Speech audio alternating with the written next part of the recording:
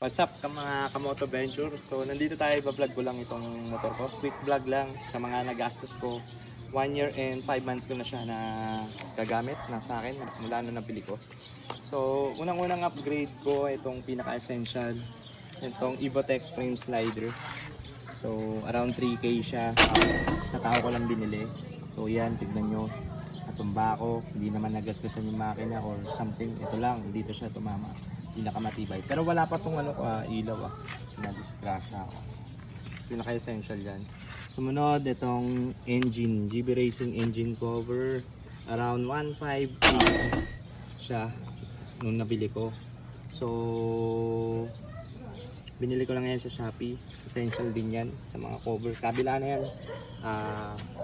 E-clutch. So, search ko na sa Shopee. Sumunod, itong MDL. Itong MDL ko, harap kay Ground Zero ko pinagawa kasama yung busina. Pero ito pinalitan ko na to, yung busina ko. So package siya around 9,850. So itong busina binili ko lang sa yung pula. Binili ko lang yan sa Makinomoto, around 500 lang. So sumunod itong ASB brake lever, kay Yukimoto ko ginawa. So around 13,000. Tapos itong Honda Rebel na side mirror. Sa Honda flagship ko lang siya kinuha. Around 800 pesos. Okay, tapos sumunod itong frame cover, Shopee, 450. Tapos itong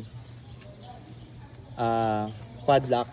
So ito, itong pinaka holder niya nasa 2.8 handlebar mount.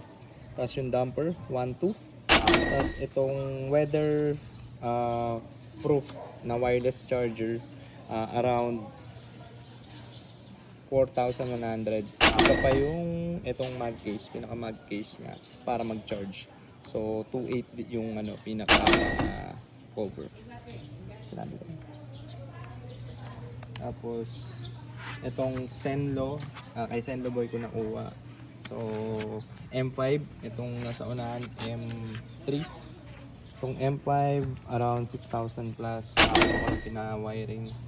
So nalagay ko yung link niya pag magpapakapit kayo.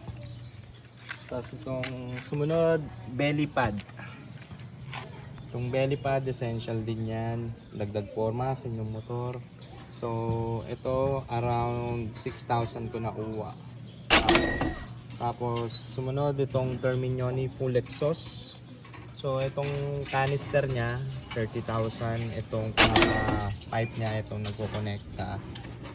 Yung full na yan, around 7K. Kinuha ko lang siya kay Red Exhaust. Tapos sumunod itong spool, paddock spool, essential din yan para na pag nagpapagawa kayo, ito lang yung tatama, hindi dito sa pinaka cover nya. So yan, okay lang mag-gasgas yan, natural yan. So ito around 1.5 ko lang nakuha, Shopee lang ako yan. Nagpakabit lang ako. Tapos itong cover 3K para sa ulan kasi naka-tail tidy ako. Itong tail tidy around 3K. Itong cover, ito yung tail tidy. Itong tail tidy 3K. Itong cover ng lens sa TikTok ko nakuha around 300 plus. Tapos itong light, natuwa lang ako sa Shopee, ako na nag-wiring yan. Top lang naman siya, hindi mo na kailangan i-rewire. So ito around 300 lang yun sa Shopee.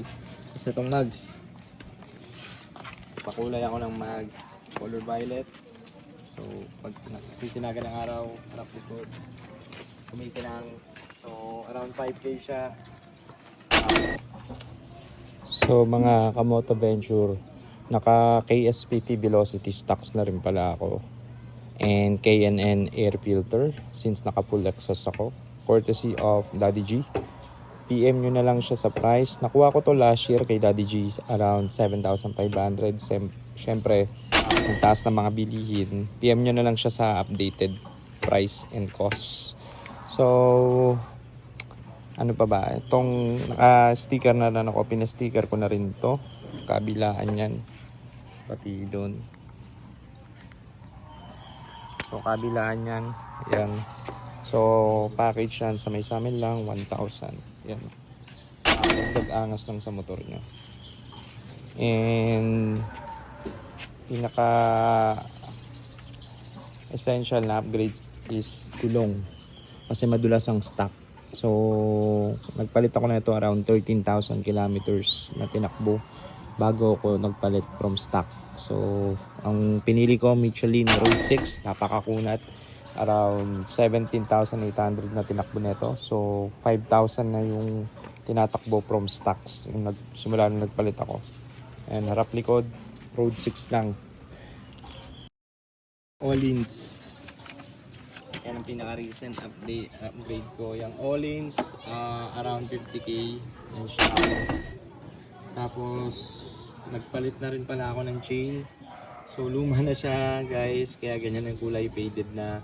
Natural daw yan. So, huwag kayong gagamit ng chain cleaner na matapang kung ayaw nyo magkaganto yung chain nyo. So, ito kay Yukimoto, package na siya. Kasama yung TBR na sprocket, harap likod. Nag-plus 2 pala ako kung gusto nyo medyo aggressive yung arangkada. So, nag-plus 2 ako. Stock yung sa harap. Stock size yung sa harap. Parehas PBR. Around 13,000 plus ako nakuha yan kay Yukimoto. So, yun lang. Mga essential upgrade ko. So, yun. Follow me on Facebook or on my YouTube channel kung gusto nyong ng update sa mga pang-upgrade ng motor. Ciao!